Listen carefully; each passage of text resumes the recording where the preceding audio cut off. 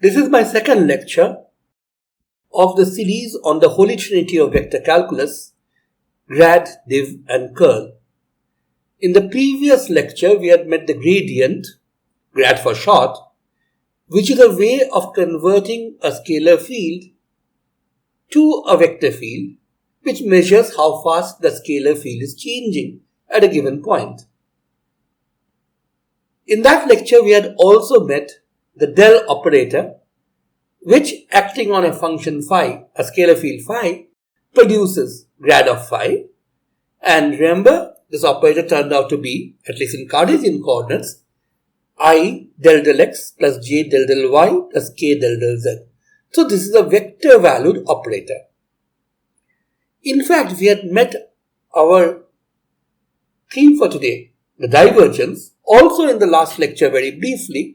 We have here said that since del, this operator, is a vector operator, one way it can act on a vector field is the following. You can take the del operator, treat it as if it's a vector and do a dot product between del and a.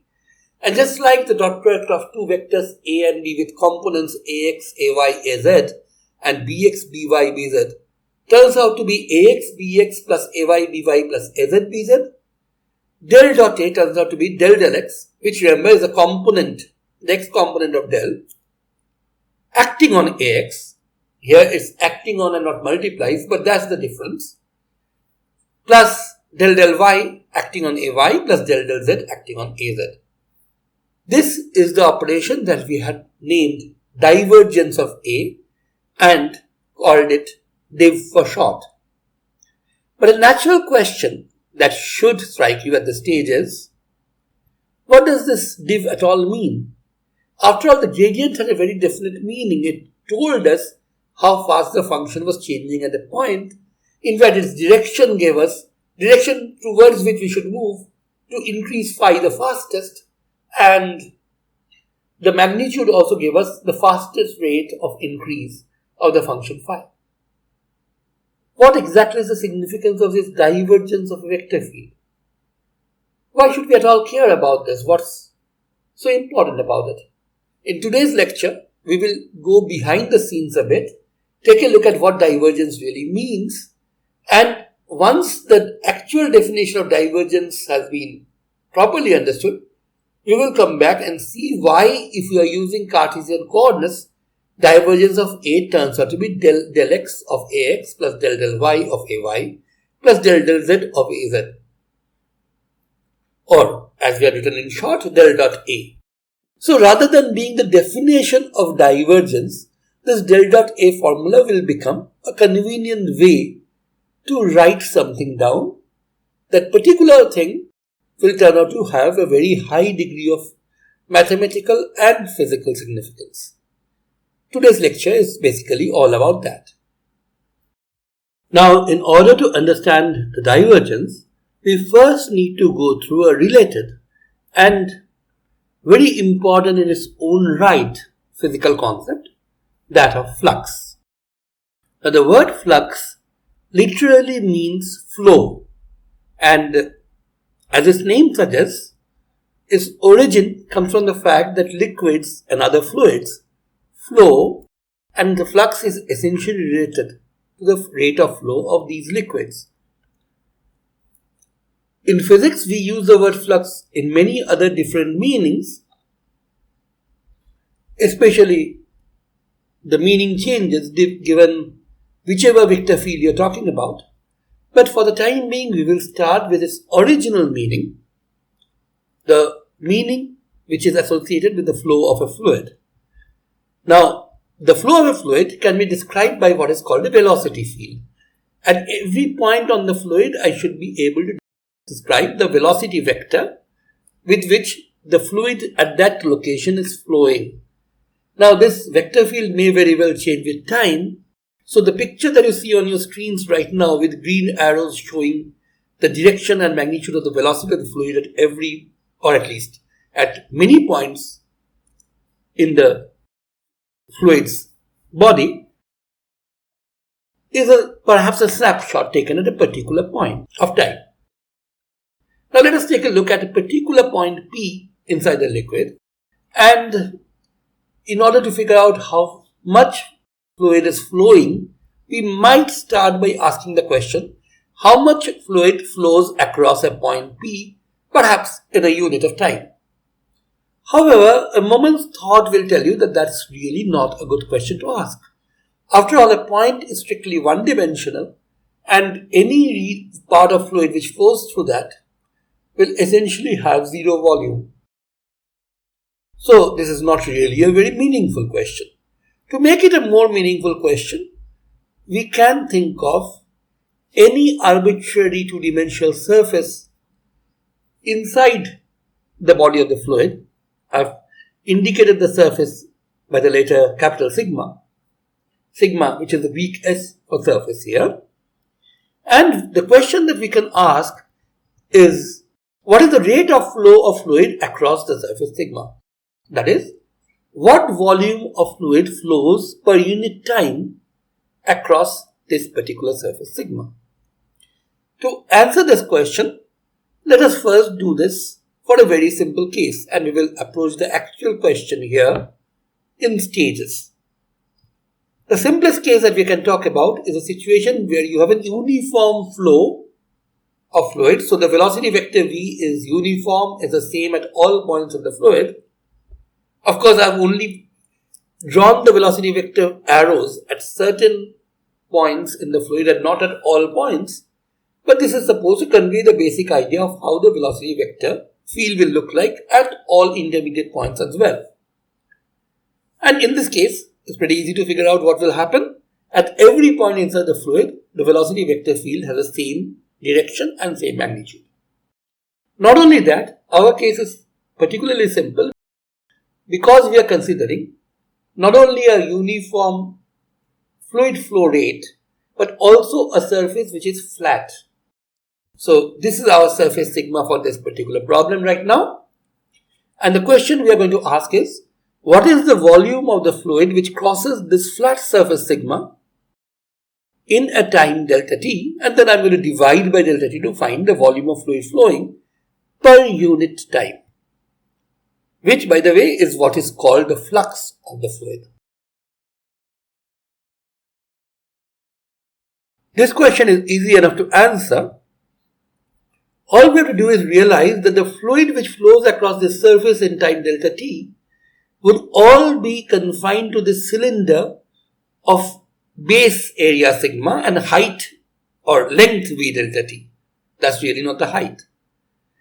So the volume of fluid which crosses sigma in time delta t is just the volume of the cylinder here. And the volume of the cylinder is the base area sigma times the height h. That's very important. It's not sigma times the length of the side. It's sigma times the height, which is of course the standard formula for the volume of any cylinder. Now, if this height h, the perpendicular drop from this edge to the base, makes an angle theta with the side, then the fact that this is a right angle triangle here will immediately tell me that h is related to v delta t by a very simple relation. H is simply v delta t, the hypotenuse of this right angle triangle, times cosine of the angle here, cosine theta. So h is the base of this right angle triangle, where theta is the angle, and therefore cosine theta is what sits here.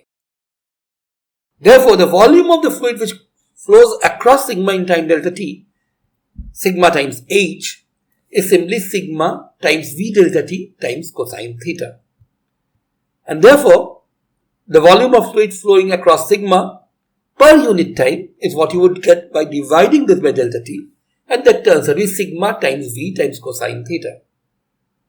Now, this quantity has at least one vector quantity in it, or rather the magnitude of a vector quantity in it. This v sitting here is really magnitude of the v vector. It also has the cosine of an angle and a third quantity sigma. Given that you already have a magnitude of a vector and cosine of an angle in the formula, it should be natural to think of this in terms of the dot product. Remember, the dot product of two vectors a and b is basically magnitude of A times that of B times cosine of the angle between A and B.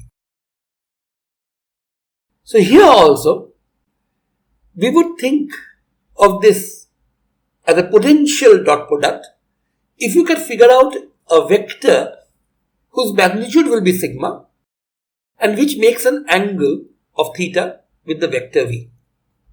Now note, the angle theta here is the angle between the side of the cylinder, which is the velocity's direction, and the height. So it's easy to see that this height being perpendicular to this face is actually essentially normal to this surface. And therefore, theta is the angle between the velocity vector and the normal to the surface sigma.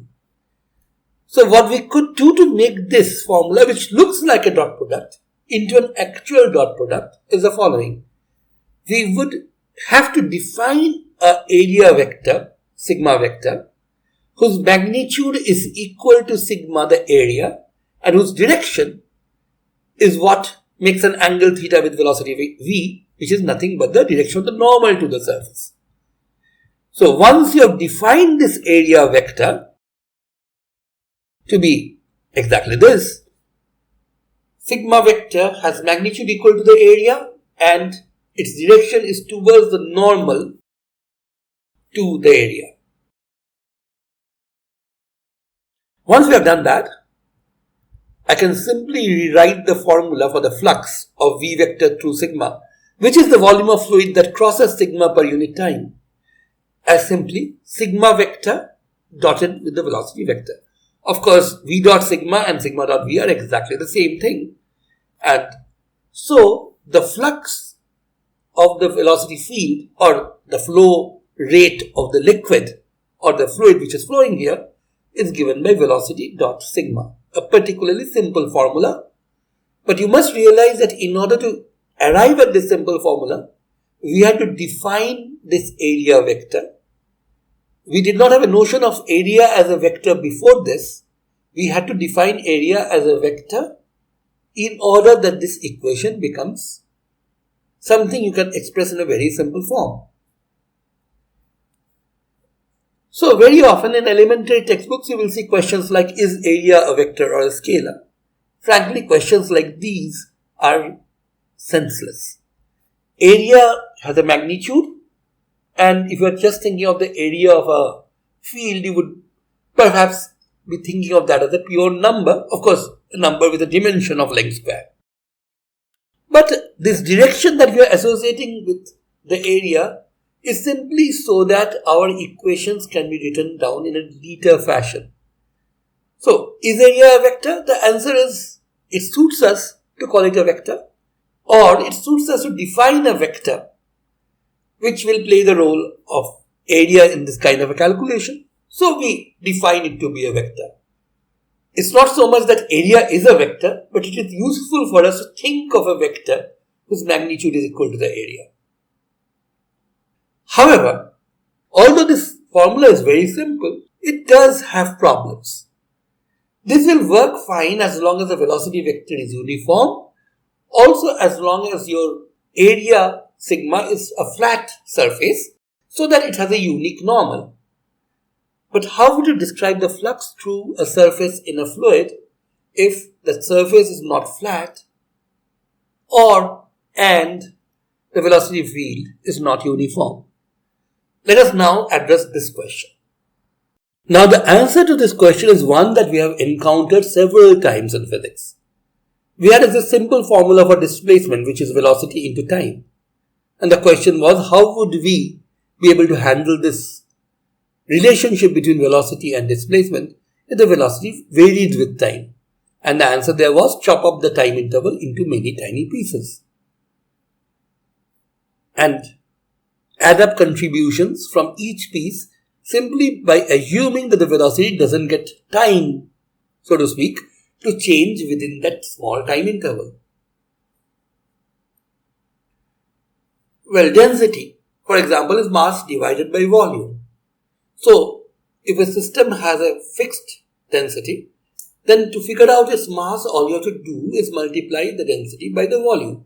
But what would you do if the density changed from place to place?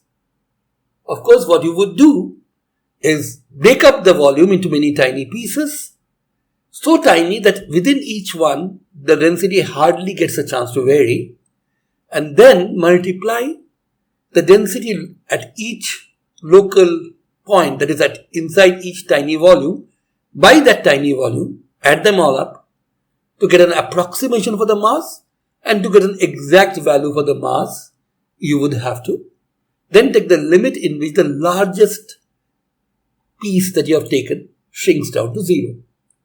We would do something very, very similar here. Here we have two problems. The velocity can vary from point to point in the field. So when I do sigma dot v, I don't know which v to use. Also, the surface may be curved, at least non-planar, and then we would not know which normal to use. After all, the normal for a curved surface varies from point to point. Both of these problems can be solved in one go by a very simple trick. You break sigma, the surface, into many tiny pieces. In each piece, you will have a well-defined velocity vector, or rather you can take the velocity at any point in the piece simply because the piece, if it's tiny enough, will not allow the velocity to change much. Also, a very tiny piece of a surface essentially looks like a flat thing. So you can also talk about a unique normal. And when you do that, you get vi dot delta si as contribution from the ith piece which have been drawn here. So this thing here is your surface, and you have broken it up into many tiny pieces. My drawing may not be very neat here, but it's meant to convey one basic idea.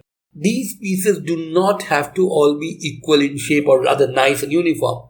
You're just breaking this thing up into many tiny pieces, and the idea is that each piece here is so small that the velocity vector will not get much of a chance to vary there, and each piece will essentially behave like a flat piece. So it will have a unique normal. I focus on the ith piece here, which has delta si vector as the area vector. This delta si, remember, is a vector whose area is equal to the area of this tiny piece and whose direction is the direction of the normal. And the velocity of the fluid inside this piece can be approximated by its velocity anywhere inside, and let's say somewhere here gives me vi. And vi dot delta si is the approximate value for the flux through this surface. When you add them all together, you get an approximation for the flux through this entire surface sigma. And when will this result become exact? When both of these approximations that we have made, that a small enough piece essentially looks like a flat piece and velocity does not get much of a chance to vary, becomes exact. And that will become exact when the largest of the delta si is in area. So the largest area of the piece here will shrink down to 0. And in that limit, we get an exact value of the flux of the velocity vector through the surface sigma. And this is the notation I will sometimes use, especially when I want to focus on the flux. Capital phi of v being the vector field whose flux I'm finding out, and give sigma as the argument to this. That is, phi v of sigma is the flux of the velocity vector field through the surface sigma. And that is equal to this quantity. You sum up vi dot delta si for all the pieces, and then take the limit as the largest of the pieces goes to 0. Now this is exactly what you do when you find displacement from a variable velocity. You chop up the time interval into tiny pieces, add up contributions, take the limit as the largest time interval goes to 0.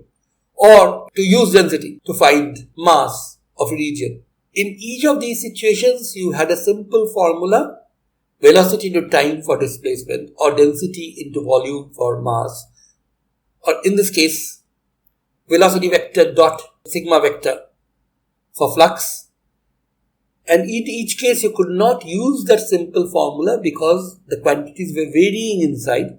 So we chop up whatever we are dealing with the time interval in the case of velocity versus time, the volume in the case of mass from density, and here the surface into tiny pieces, and this is exactly what we call an integral. In this case, this will be a surface integral, basically because we are chopping up a surface into many tiny pieces and adding contributions from that.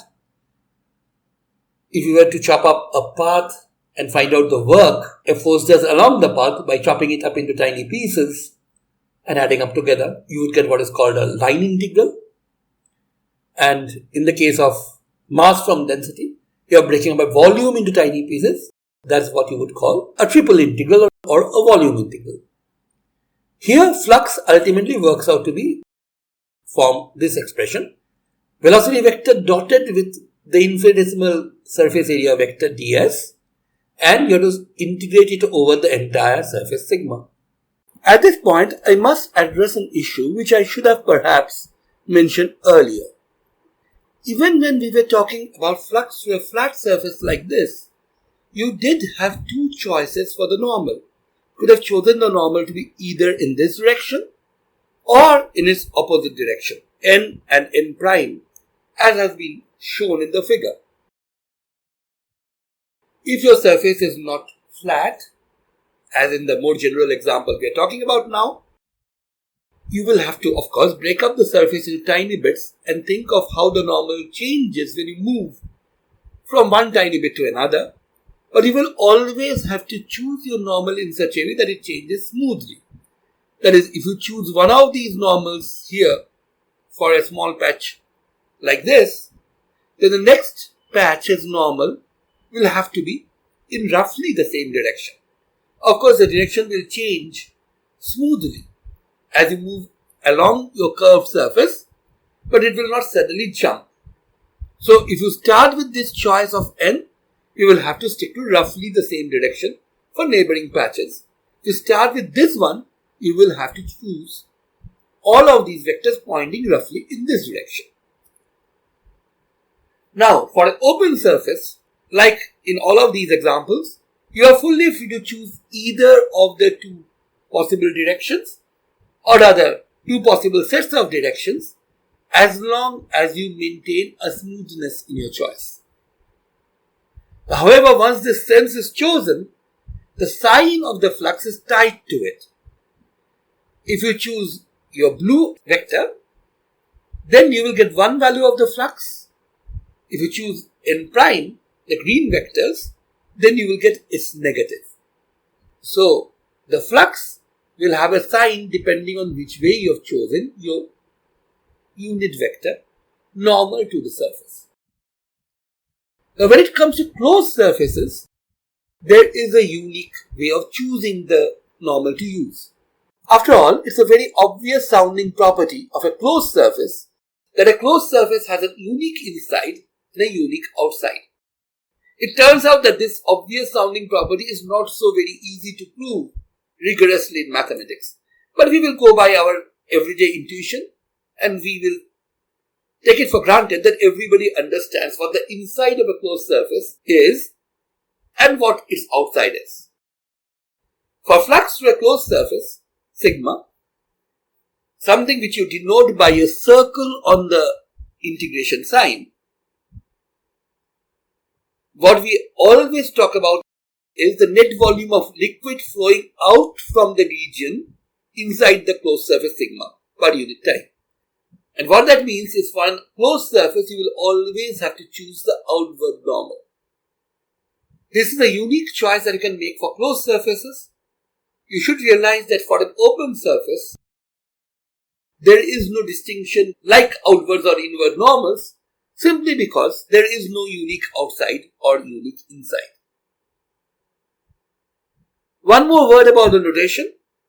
I am writing a single integral sign, irrespective of whether we are doing a surface integral or a volume integral or a line integral, because all of these are ultimately integrals, and this elongated s that the integral sign stands for actually is just a notation for summation.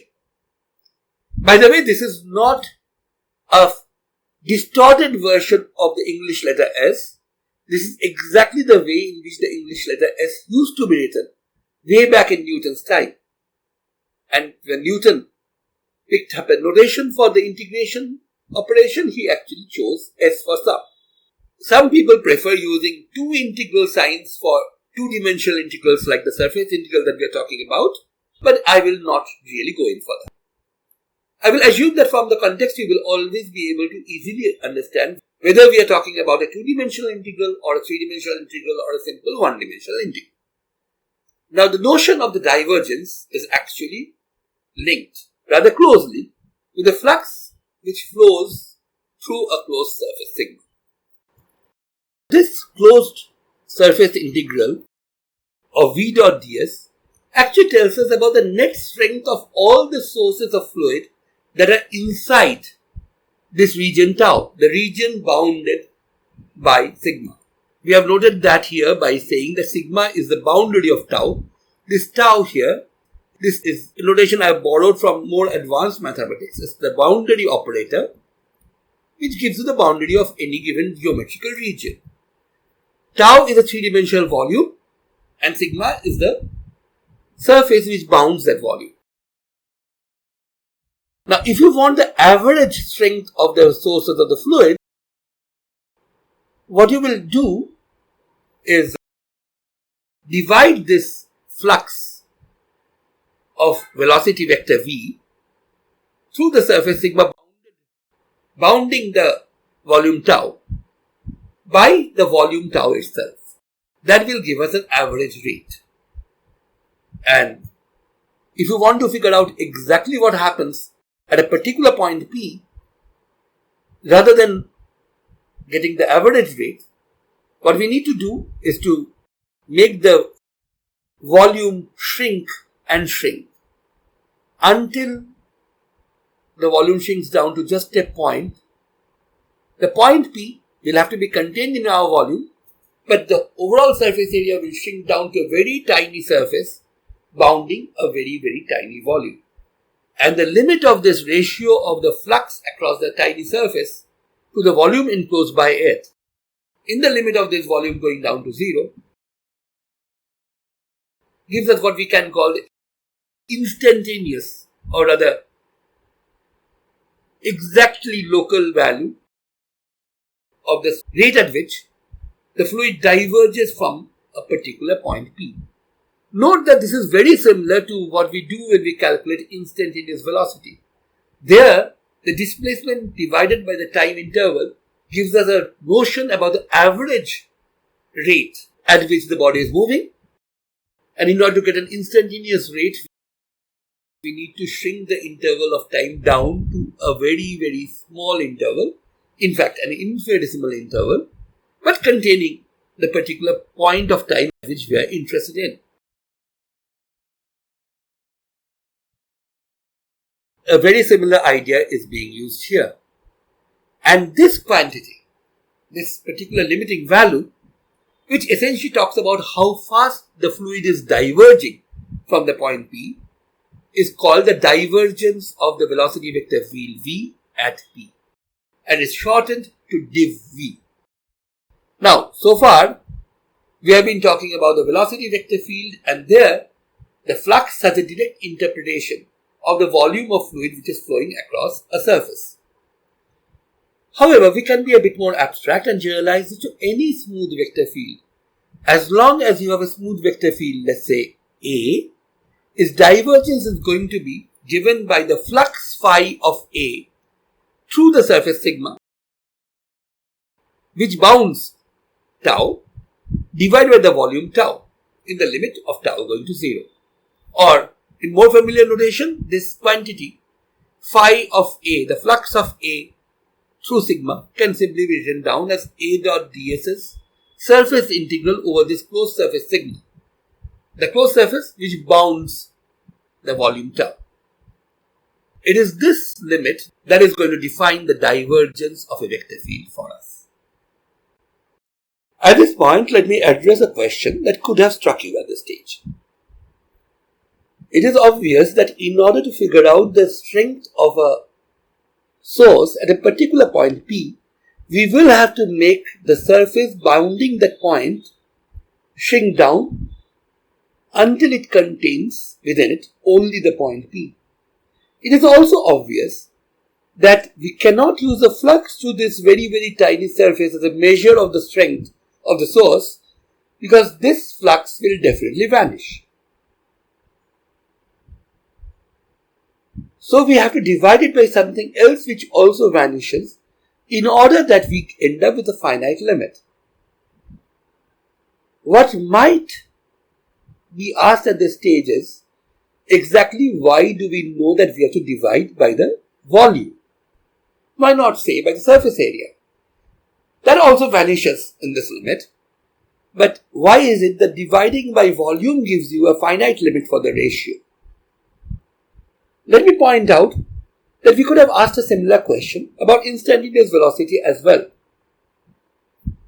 We do know that in order to figure out how the body is moving at a particular point of time, we will have to make the time interval smaller and smaller in order to cut down the chances of its speed varying.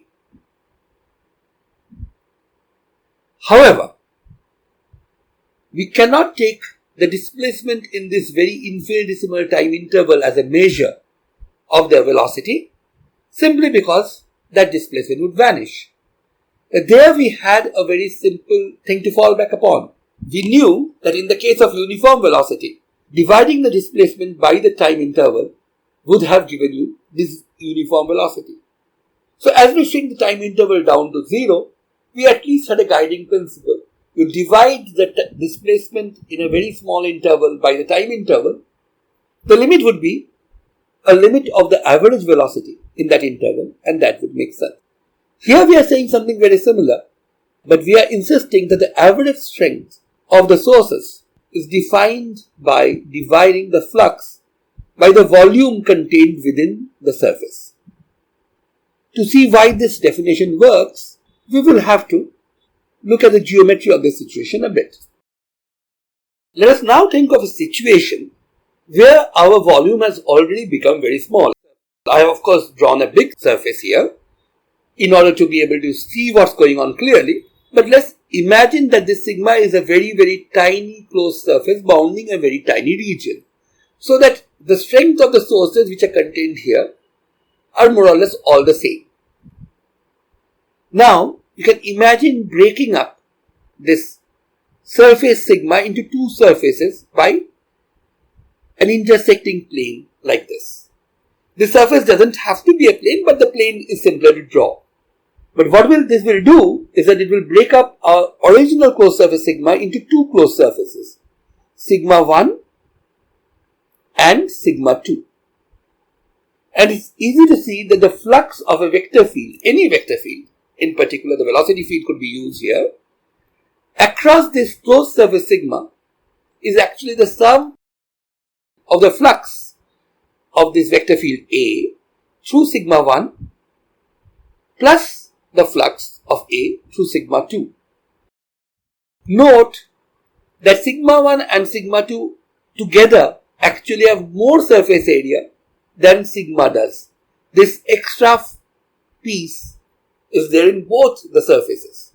But notice that because we are bound to use the outward normal in both cases, for sigma 1, we will have to use this normal. For sigma 2, on the other hand, we will have to use this normal. The common surface is the same in both cases, but the normal used has flipped side. As a result, the flux contributions from this surface to sigma 1 and to sigma 2 are negatives of each other respectively, and when you add the two together, they will cancel. Now we don't have to stop here. We can keep on dividing up this surface into many pieces like this. And it's easy to see that the argument actually continues very easily, and you can say that the total flux of a vector field A across a closed surface sigma, this big closed surface here, is actually the sum of all the fluxes through sigma 1, through sigma 2, through sigma 3 and so on, where all of these surfaces will share common faces, and in those common faces, the outward normals will point in opposite directions and the contribution to the overall flux will cancel.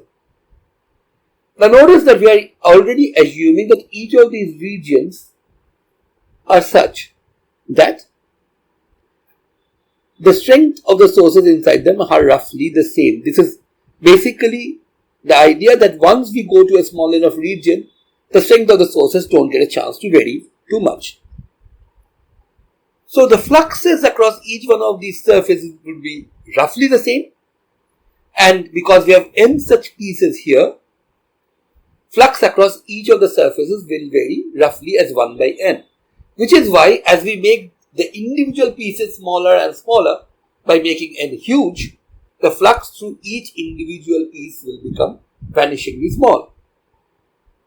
Now, when we do this, we are actually dividing up the overall surface into many surfaces, but it should be very easy to see that the surface area or the combined surface area of each of these surfaces is actually way more than the overall surface area that we started out with. Each new face actually now contributes twice, one to each of the closed surfaces belongs to. So while the flux across each surface drops down as 1 by n, the surface area actually does not. What does drop down in the same ratio of 1 by n is simply the volume enclosed by the surfaces.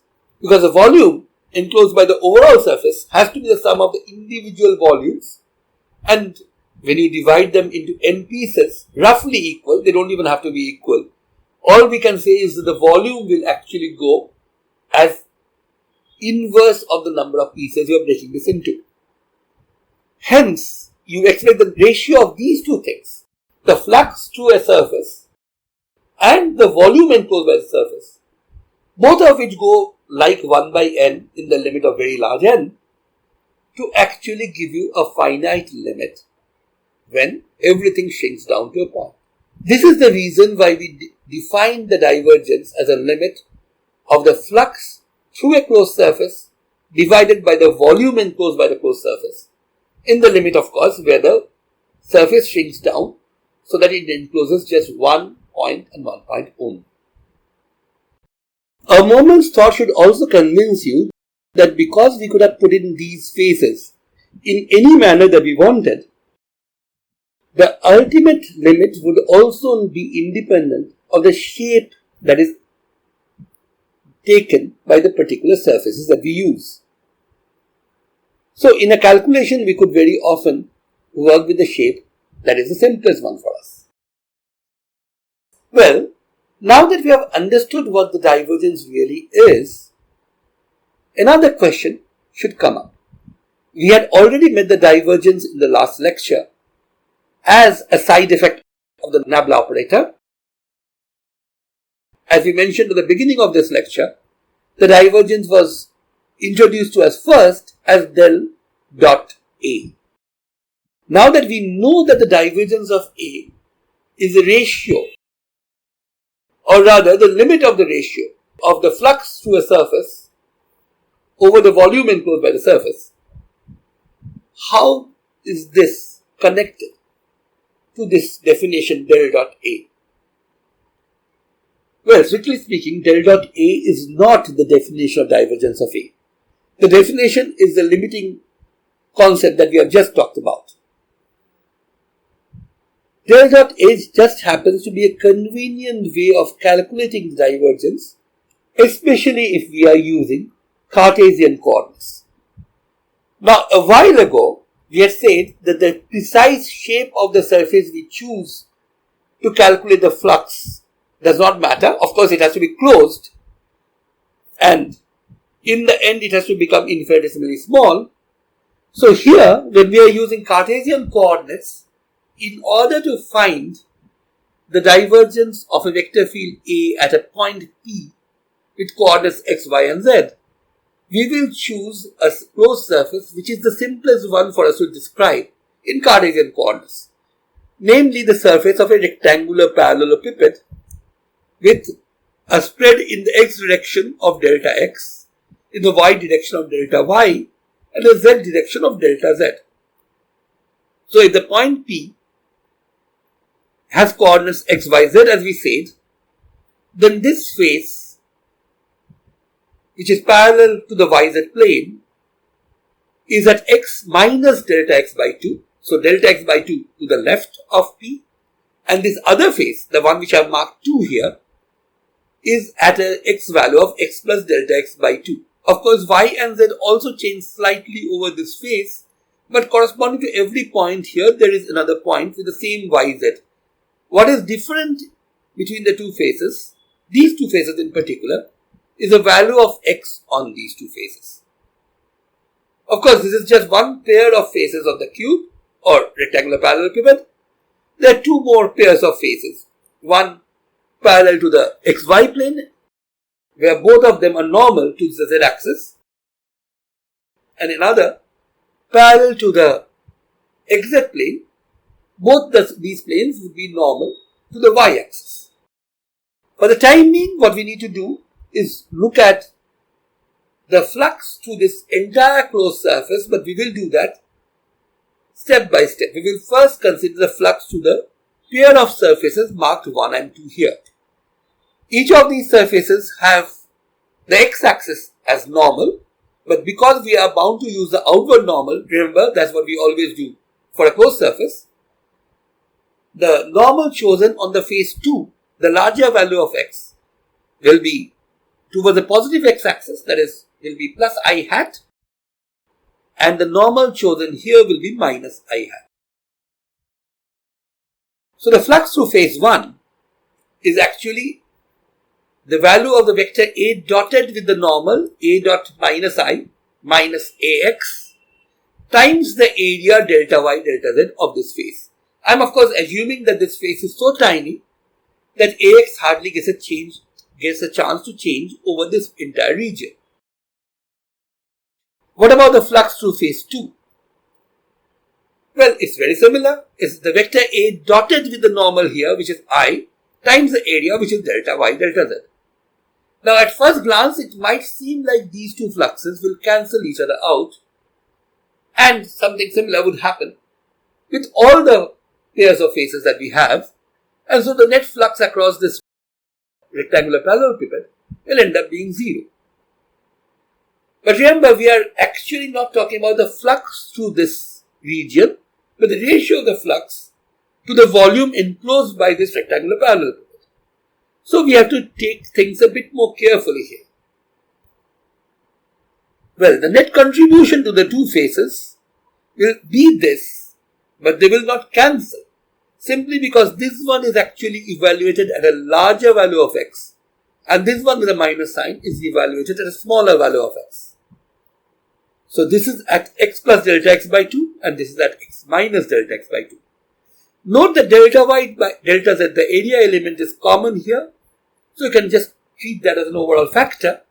But the change in AX between this value of x and this value of x is simply the rate at which AX changes with x at the midpoint x times the width of this interval, which is delta x. So del AX del x delta x comes from AX at x plus delta x by 2 minus AX at x minus delta x by 2. Delta y delta z are common factors which come in for the ride. Of course, this statement is not exact. This happens to be nearly exact only when delta x is very, very small. You have other connection terms which have terms like delta x square in this difference. So, of course, there are actually terms like delta x squared times delta y delta z in size. Plus, of course, other higher order terms. Now, this tells us that the contribution to the divergence from this pair of faces will be this divided by the volume delta x delta y delta z in the limit where delta x delta y delta z, the volume shrinks down to 0. Well, not only that, all of delta x delta y and delta z shrink down to 0. Now if that happens, each of these higher order terms will have at least one delta x or a delta y or a delta z there, and so they will just vanish. So this contribution works out to be del AX del X. Now, very similarly, you can figure out contributions from the other pairs of faces.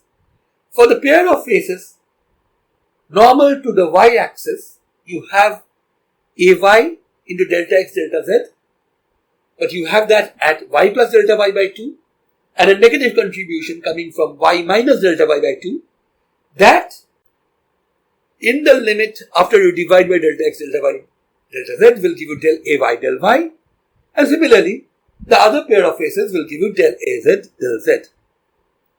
So divergence of A calculated in Cartesian coordinates using a very simple rectangular parallelepiped as the enclosing surface for a point P works out to be del AX del X plus del AY del Y plus del AZ del Z.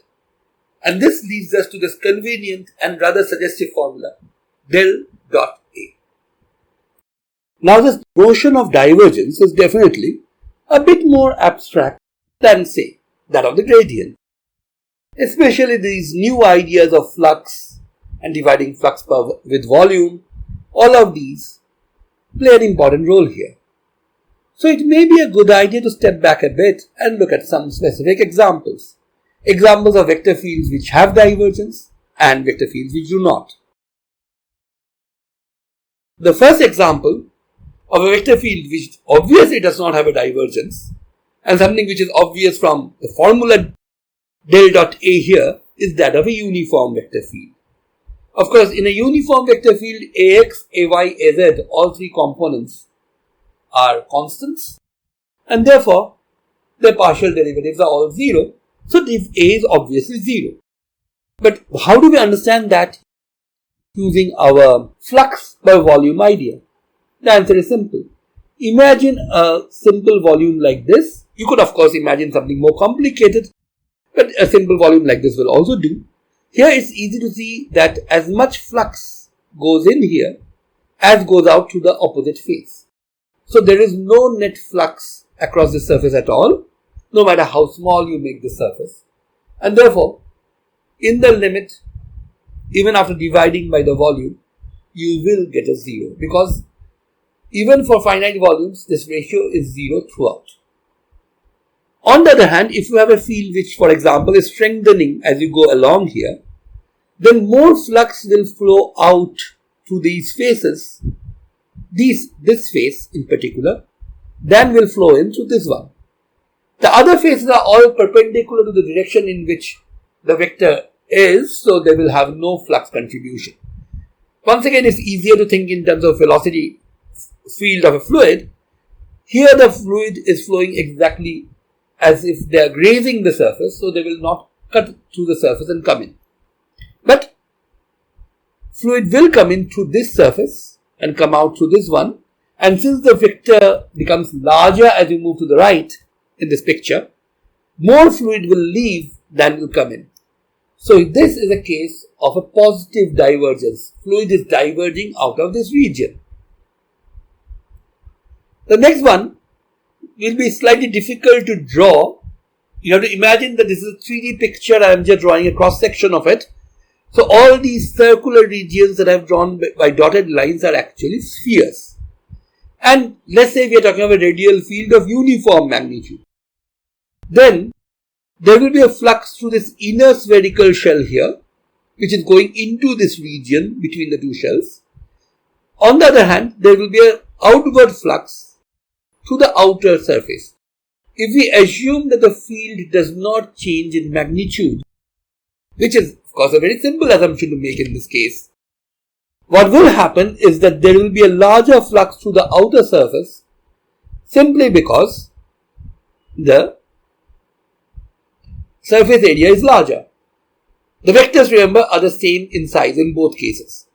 Through the inner surface, there will be a smaller flux going in, but that means a negative contribution to the flux which comes from the inner surface. Remember, outward flux is what we always consider for a closed surface. Here the closed surface is the region between the two spherical shells. This flux will always be negative for the inner sphere, inner spherical shell. and it will be smaller in size than the outgoing flux. So once again, more fluid flows out than flows in, and therefore here the divergence is 0.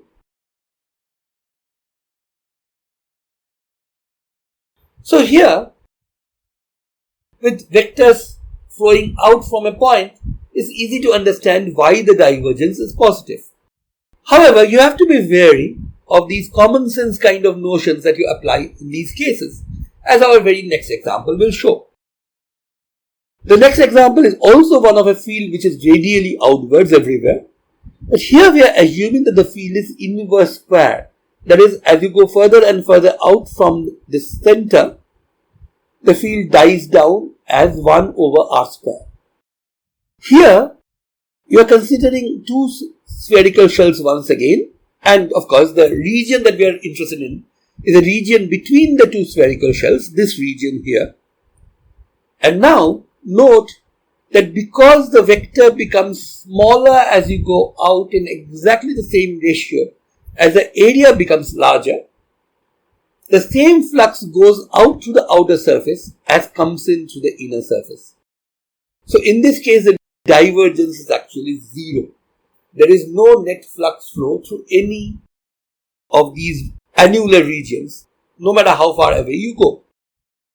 In this particular case, we have an example of a flow which looks like it's spreading out, yet it has 0 divergence. Of course, the fact that it looks like it is spreading out does have a significance. The divergence of this field is 0 everywhere except at the origin, where it actually is an infinite divergence. This makes the issue of the divergence of an inverse square field rather interesting from a mathematical point of view. On the other hand, inverse square fields happen to be very, very important in physics, because some of the most important physical fields happen to be inverse square fields. For example, the electrostatic field due to a point charge is an inverse square field. So is the gravitational field due to a point mass. As a result, this issue of the divergence of an inverse square field plays a very important role in both mathematics and physics. So it is perhaps a good time to take a look at this in a bit more detail. In order to do that, we will make use of the formula that we had derived, or rather, a formula which we introduced as perhaps a definition of the divergence, and later we have derived in terms of a more fundamental definition, that of del dot A. It would have been wonderful if we could calculate this thing in spherical polar coordinates, because life is a lot easier in spherical polar coordinates when you're trying to describe radial fields.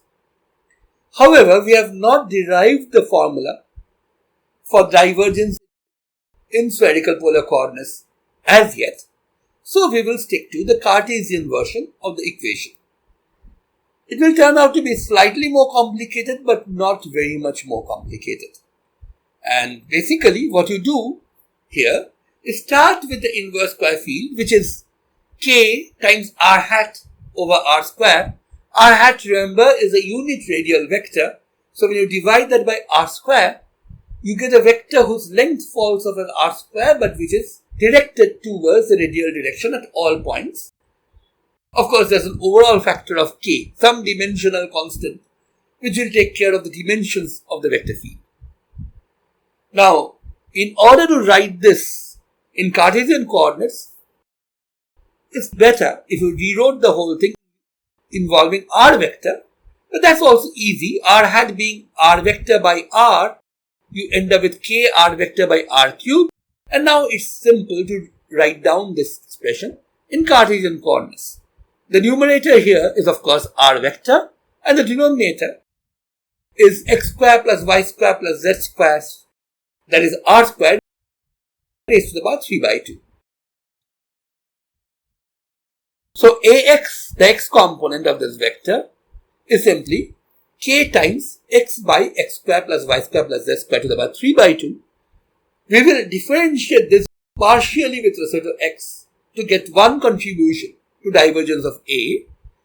And when you're differentiating a ratio like this, you can of course use the ratio formula from differential calculus. I personally somehow don't like the ratio formula that much.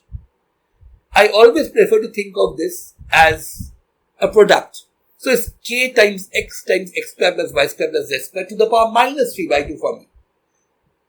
You may of course prefer to use the formula for u by v and derivative for it.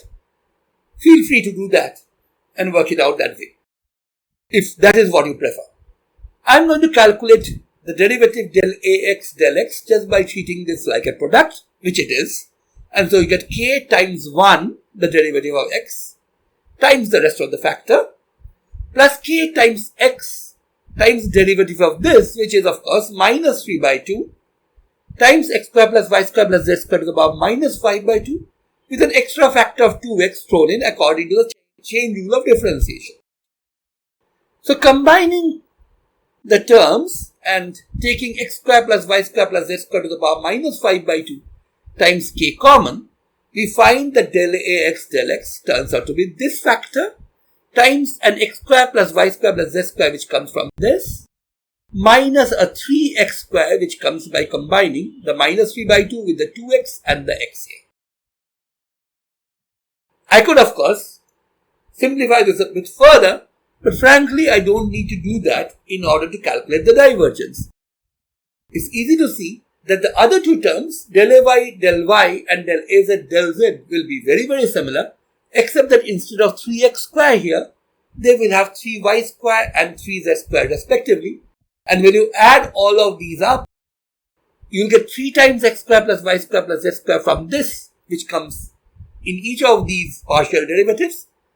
And from this and its counterparts for y and z, you will again get minus 3 times x square plus y square plus z square. And so, it's easy to see that if you add all of these together, you are going to get a 0. So, what we have seen previously, or what we had argued previously in terms of the total flux flowing in through annular spherical regions, is borne out by the calculation. The divergence of A, calculated directly using the formula, does work out to be 0. But on the other hand, the flux through a closed surface does not necessarily vanish unless it's something which does not enclose the origin. Remember, all the surfaces that we talked about earlier were annular regions between two spherical shells. The origin was not inside that region. But if on the other hand, if we try calculating, say, the flux of A across a spherical surface of radius capital R centered at the origin, I immediately get this. A is k r hat by capital R square. Remember, on the spherical surface, small r is equal to capital R. And ds vector is ds times n hat, but the normal to a spherical surface is of course the radial direction. So you have r hat in place of n hat. So these two together dotted gives you 1. K by r square is a constant for the spherical surface. It moves out and you are left with an integral of just the surface area done over the entire spherical surface. And that, as we all know, is nothing but the total area, that is 4 pi r square. So we calculate the flux of this vector field A through a sphere centered at the origin as 4 pi k. This definitely is not 0. Note that this is not in conflict with what we said a while ago, because here what we see is that the flux through every spherical surface is one and the same. So if you consider a region bounded by two spherical surfaces, the flux going outwards from that surface actually turns out to be 4 pi k from the outer sphere plus minus 4 pi k from the inner sphere. That's an incoming flux for the closed region, and therefore you end up with 0. However, divergence is something we defined as the instantaneous rate of flux in a sense. It's the source of flux, and here you do have a non-zero flux. Not only the sphere, a moment's thought will show you that any volume enclosing the origin should actually give you 4 pi k. So there is a source of divergence.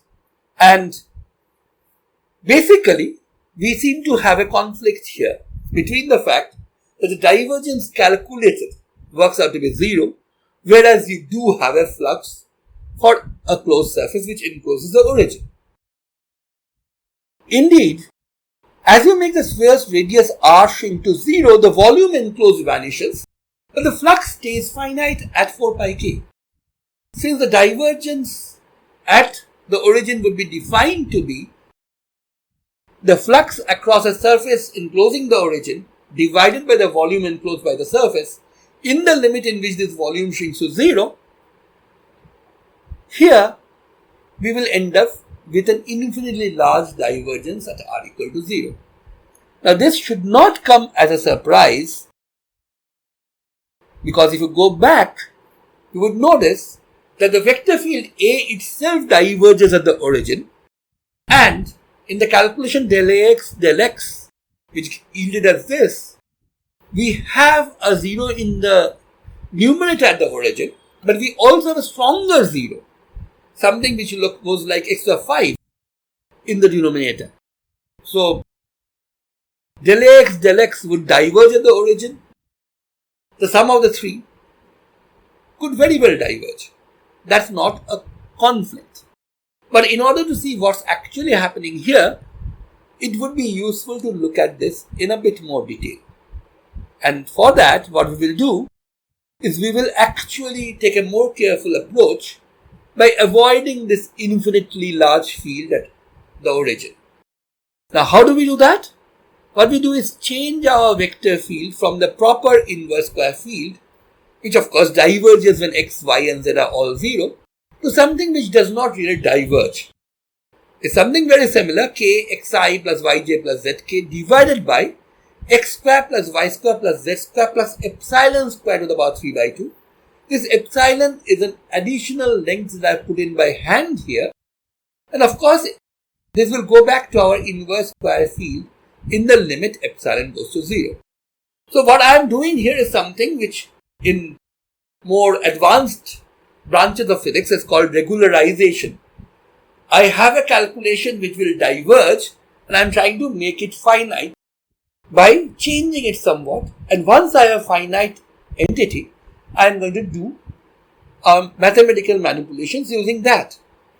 Well, calculating del Ax del x with this changed version is actually very simple and very, very similar. And you will get a very similar expression as before. K into x square plus y square plus z square plus epsilon square to the power minus 5 by 2 outside. And the bracket here is again very simple, but it has an additional epsilon square. So when you add the three partial derivatives, they will not cancel completely. This epsilon square coming from each one of the partial derivatives will give me an overall 3 epsilon square. So divergence of A works out to be 3k epsilon square by x square plus y square plus z square plus epsilon square to the power 5 by 2. Now, in order to recover our result for the inverse square field, we must take the limit epsilon goes to 0, as we have said.